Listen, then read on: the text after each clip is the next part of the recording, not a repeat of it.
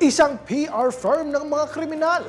Ganito isinalarawan ni Defense Secretary Gibo Teodoro ang Chinese Embassy dahil sa pagtatanggol nito sa mga personalidad na umano'y sangkot sa mga iligal na aktibidad. Narito ang report.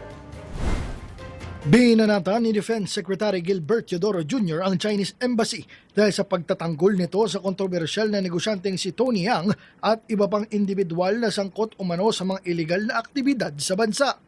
Ayon kay Teodoro, mistulang naging PR firm ni Yang at iba pang personalidad ang Chinese Embassy matapos ang mga pahayag nito kaugnay ng operasyon ng mga otoridad laban sa steel companies na may sangkot ng mga Chinese nationals.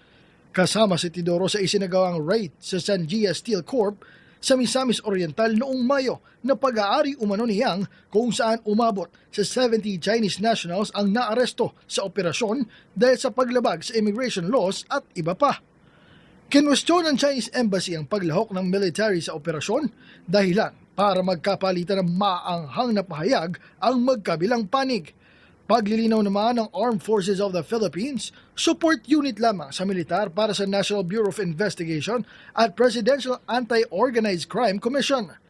Giit ni Teodoro, malinaw umano ang pagtatakip ng embahada ng China sa ilang individual kasama si Yang na naiugnay na rin sa Pogo.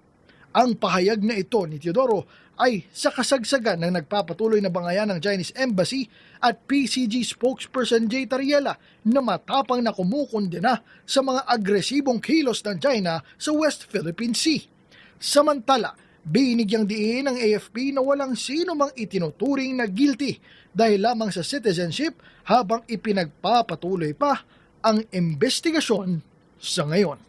Ako, si Gazi Sarip para sa DHCV News.